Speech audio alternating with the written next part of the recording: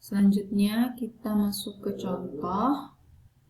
Suatu proyek pembangunan pabrik pembangkit tenaga listrik terdiri atas beberapa kegiatan. Urutan kegiatan dan durasi dari masing-masing kegiatan dirangkum pada tabel di bawah.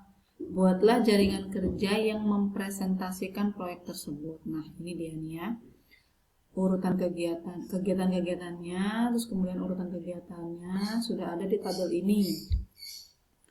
Kegiatan A itu merancang pabrik, durasinya 12 bulan. B itu memilih lokasi, kegiatan pendahulunya adalah kegiatan A, durasinya adalah 8 bulan, dan seterusnya ya. Sekarang kita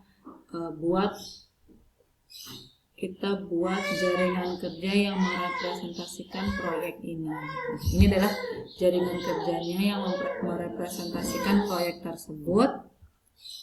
Kegiatan A terdiri durasinya adalah 12 bulan. Kemudian kegiatan B didahului oleh kegiatan A, durasinya 8 bulan. Kegiatan B didahului oleh kegiatan A dan durasinya adalah 8 bulan. Kemudian kegiatan C itu didahului oleh A, durasinya 4 bulan.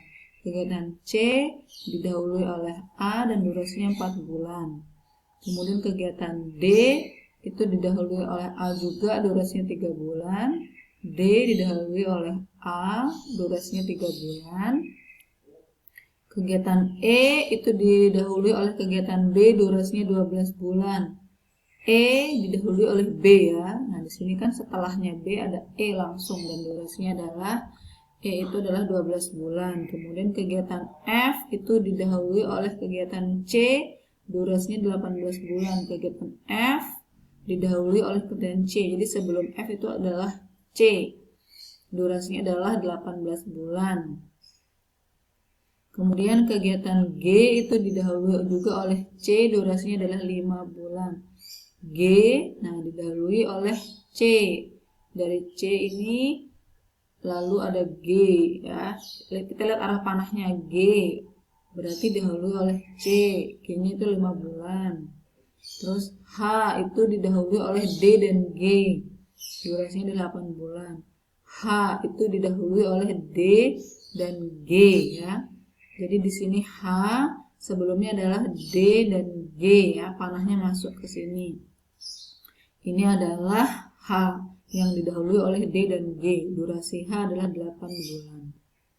Kemudian I memasang generator itu didahului oleh E dan F. I didahului oleh E masuk ke sini, F juga masuk ke sini, berarti I ini didahului oleh E dan F. Durasinya adalah 4 bulan. Kemudian J itu didahului oleh I dan H. J itu didahului oleh I dan didahului oleh H ya. Maka J itu di sini dan durasinya adalah 6 bulan. Maka kita sudah membuat jaringan kerja yang merepresentasikan proyek tersebut. Nah, ini panah-panah ini adalah kegiatan-kegiatannya ya.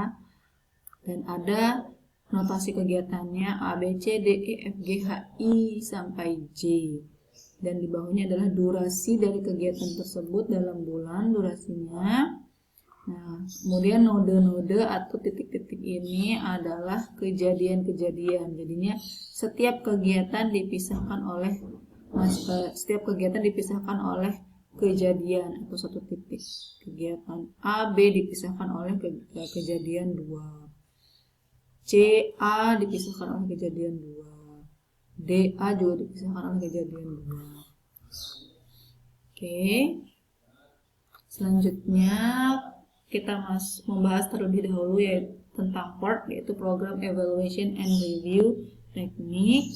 3 jenis waktu yang digunakan dalam PERT adalah perkiraan waktu paling optimis, yaitu dinotasikan dengan A, waktu paling mungkin M, dan waktu paling pesimis B. Dan kita mencari waktu yang diharapkan dinotasikan dengan TE, yaitu rumusnya adalah A ditambah 4M plus B per 6. Kemudian variansinya adalah B minus A per 6, lalu mereka dikuadratkan. Nah, ini adalah contoh dari BERT. Kita punya kegiatannya, lalu ada kegiatan pendahulu, terus waktu paling optimis, waktu paling mungkin, dan ini waktu paling pesimis di kolom ini. Nah, TE ini adalah yang biasanya ditanyakan nanti ya. Di sini sudah di tabel ini sudah terisi. TE ini diperoleh dari rumus ini, A plus 4M plus B per 6. Diperolehlah kolom TE ini. Nah, nanti biasanya yang akan ditanyakan adalah kolom TE ini ya. Jadi bisa menggunakan rumus yang tadi dan dari data-data yang ada di tabel ini. Sekarang kita masuk ke CPM atau Critical Path Method. Perhitungan dengan CPM menghasilkan informasi-informasi berikut. Total durasi yang dibutuhkan untuk menyelesaikan suatu proyek. Yang kedua, pengklasifikasian kegiatan-kegiatan dari suatu proyek sebagai kegiatan kritis dan kegiatan non-kritis. Suatu kegiatan dikatakan kritis jika tidak ada slack atau kelonggaran waktu dalam memulai dan mengakhirinya. Dengan kata lain, jika kegiatan tersebut ditunda atau dipercepat, maka akan mempengaruhi waktu keseluruhan penyelesaian proyek. Jadi tidak bisa kita menunda atau mempercepat pengerjaan suatu kegiatan kritis. Jadi tidak ada kelonggaran waktu. Berbeda dengan kegiatan non kritis, itu memperbolehkan adanya slack atau float atau kelonggaran waktu penjadwalan sehingga waktu mulai dari kegiatan tersebut dapat dimajukan atau ditunda dalam batasan tertentu tentunya ya. Jadi ada batasannya, tapi kita bisa menunda atau memajukan waktu mulai dari kegiatan tanpa mempengaruhi waktu keseluruhan penyelesaian proyek. Kalau yang di kegiatan kritis, kalau kita tunda atau kita percepat, itu akan berpengaruh ke waktu keseluruhan. Kalau di non kritis tidak akan berpengaruh di waktu keseluruhan selama kita menunda atau memajukannya dengan batasan waktu. Jalur kritis atau critical path adalah jalur atau path yang semua kegiatan-kegiatannya adalah kegiatan kritis. Jadi ya, jalur kritis itu terdiri dari kegiatan-kegiatan kritis saja. Ditunjukkan dengan jalur dengan waktu atau durasi terpanjang pada proyek tersebut. Jalur kritis biasanya lebih dari satu. Penentuan jalur kritis bisa dengan dua cara. Yang pertama, mencari jalur dengan waktu atau durasi terpanjang pada proyek tersebut. Dan yang kedua adalah mencari jalur dengan total float sama dengan free float sama dengan 0. Ada dua cara ya. Nah, sebelum melakukan penghitungan waktu atau durasi penyelesaian perlu diketahui beberapa terminologi dasar berikut. Ada EJ, yaitu waktu paling cepat terjadinya suatu kegiatan J. LJ, waktu paling lambat yang masih diperbolehkan bagi suatu kegiatan J terjadi. Ada DIJ, durasi yang diperlukan suatu kegiatan IJ. Ada ESJ, waktu mulai paling awal suatu kegiatan IJ. EFJ, waktu selesai paling awal suatu kegiatan IJ. LSJ, waktu mulai paling lambat suatu kegiatan IJ sehingga tidak memperlambat waktu keseluruhan penyelesaian proyek. LFJ, waktu selesai paling lambat suatu kegiatan IJ sehingga tidak memperlambat waktu keseluruhan penyelesaian proyek. Penghitungan waktu penyelesaian atau jalur kritis suatu proyek dengan CPM mempunyai dua tahap. Yang pertama ada penghitungan maju atau forward pass. Penghitungan maju dimulai dari titik 1 atau initial event, bergerak maju dan berakhir pada titik N, terminal event. Penghitungan mundur, backward pass, itu dimulai dari titik N, terminal event, jadi di titik paling belakang dulu, bergerak mundur dan berakhir pada titik 1 atau initial event. Kalau maju dari titik awal atau initial event, bergerak, maju dan berakhir di titik N atau titik akhirnya.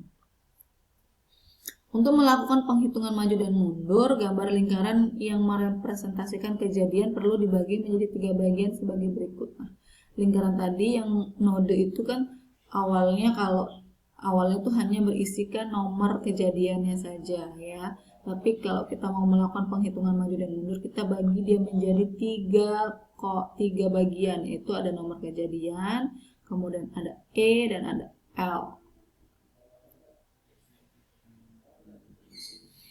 Penghitungan maju atau forward pass, yang langkah-langkahnya adalah tetapkan E1 sama dengan 0. Jadinya titik paling awal itu E1 berarti yang atas, bagian atas yang ini ya, itu tetapkan 0.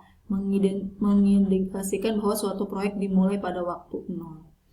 Terus yang kedua, misalkan PQ sampai V adalah titik-titik yang terhubung langsung dengan titik J dan oleh kegiatan PJ, QJ sampai VJ, di mana EP, EQ sampai EV telah terlebih dahulu dihitung. Waktu paling cepat terjadinya suatu kejadian J adalah EJ sama dengan max. Jadi kita cari yang paling maksimum di antara EP plus DPJ atau EQ plus DQJ sampai EV plus DVJ. Jadi yang mana yang paling maksimum itulah yang mengisi EJ. Jadi pas ini J di titik J, ada titik sebelumnya itu PQ sampai V, ada banyak titik. Nah, di antara titik-titik itu kita jumlahkan EP plus durasinya, EQ plus durasi, ini kan durasi ya, sampai EV plus durasinya. Nah, yang mana yang hasil penjumlahan ini yang paling maksimum, itulah EJ. Penghitungan maju selesai pada saat EN telah selesai dihitung, jadi sampai EN atau titik terakhir. Kemudian penghitungan mundur kita mulai dari yang paling akhir, titik paling akhir ya. Tetapkan LN. LN itu adalah yang ini ya, bawah. Berarti titik yang paling akhir, dan di bagian bawah ini kita tetapkan LN sama dengan EN. Jadi hasil penghitungan terakhir E-nya itu adalah LN. Jadi sama. Mengindikasikan bahwa waktu paling cepat dan waktu paling lambat terjadinya kejadian A terakhir suatu proyek adalah sama. Misalkan PQ sampai V adalah titik-titik yang terhubung langsung dengan titik J oleh kegiatan JP, JQ sampai JV, di mana LP, LQ sampai LV itu telah terlebih dahulu dihitung. Waktu paling lambat terjadinya suatu kejadian J adalah LJ sama dengan minimum dari LP min DJP, LQ min DJQ sampai LV min DJV. Jadinya yang paling minimum.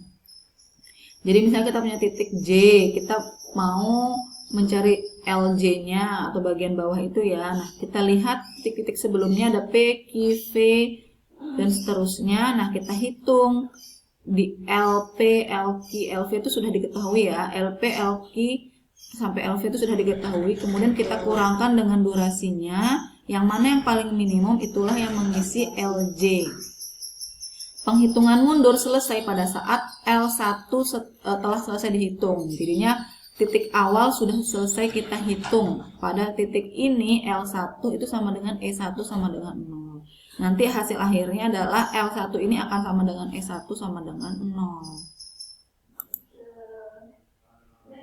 Berdasarkan penghitungan maju dan mundur, suatu kegiatan IJ dikatakan kritis jika memenuhi kondisi berikut. EI sama dengan LI, jadi atas dan bawahnya sama. EJ sama dengan LJ, atas dan bawahnya sama. Jadi ada suatu kegiatan, titik awal dan titik akhirnya itu E sama L-nya itu sama. EI sama dengan LI, EJ sama dengan LJ. Kemudian kalau kita kurangkan LJ min LI sama dengan EJ min EI itu sama dengan durasi dari kegiatan itu.